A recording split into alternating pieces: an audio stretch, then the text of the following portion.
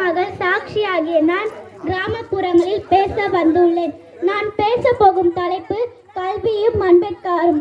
எவர் ஒருவர் தன் உரிமைகளை தற்காத்துக் கொள்கிறார்களோ, யார் ஒருவர் விமர்சனங்களுக்கு அசப்படாமல் இருக்கிறார்களோ, மற்றவர் கைப்பாகை மாறாமல் போதிய சிந்தனையும் சுய மரியாதையும் பெற்றுக் கொள்கிறார்களோ, அவர்களே சுதந்திரமான மனிதர்கள் ஆவார்.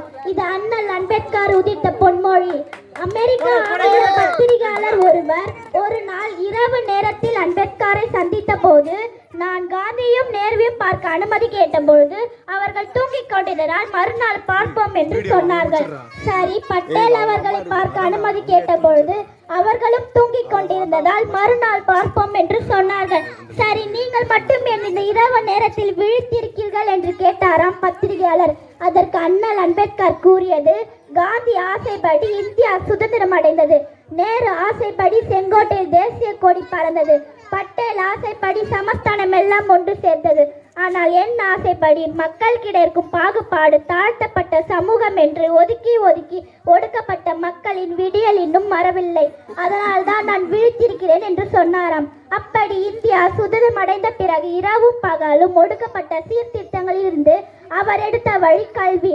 ஆனால் அவரை நம் தலைவராக ஏற்றுக்கொண்டுமே தவிர அவர்களின் கொள்கைகளை பின்பற்ற முடியவில்லை என்பதே நிகழ்த்தனமான உண்மை. டாக்டர் அண்ணல் அம்பேத்கர் சாதி தலைவர் அல்ல, சாதித்த தலைவர். 9 மொழிகளிலும் புலமை அடைந்து இந்தியாவிலிருந்து அமெரிக்கா சென்று உயர்கல்வி பயின்ற முதல் இந்தியர். அவர் ஒரு வழக்கறிஞர், கல்வியாளர், எழுத்தாளர், அரசியல் சீர்திருத்தவாதி, பொருளாதார நிபுணர்.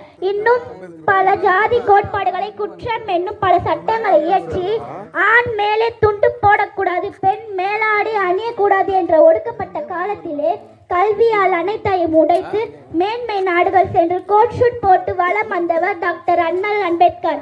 அன்பான பெரியோர்களே, எனக்கு முன்பதாக பிறந்தவர்களே, எனக்கு பின்பதாக பிறந்தவர்களே, கல்வி அறிவை தரும், கல்வி சுய ஒழுக்கத்தை தரும், கல்வி மரியாதை தரும், கல்வி தைரியத்தை தரும், கல்வி பின்னால் வருபவர்களுக்கு நல் வாழ்க்கை அமைத்து தரும்.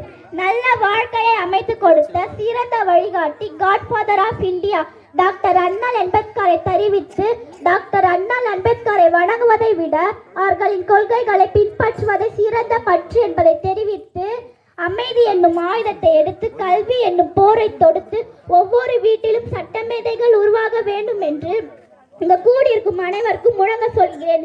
இதன் அடிப்படையில் குழந்தைகள் கல்வி உதவிக்கும், பெண்களின் இலவச சட்ட ஆலோசனைக்கும், நம் வாழ்வாதார முன்னேற்றத்திற்கும் குட்வே ஃபவுண்டேஷன் என்ற சேவையை தொடர்பு கொள்ளவும். வாய்ப்பளித்த இந்த பிரபஞ்சத்திற்கும் இதை கேட்டுக்கொண்டிருக்கும் அனைவருக்கும் நன்றி சொல்லி விடைபெறுகிறேன். நன்றி, வணக்கம்.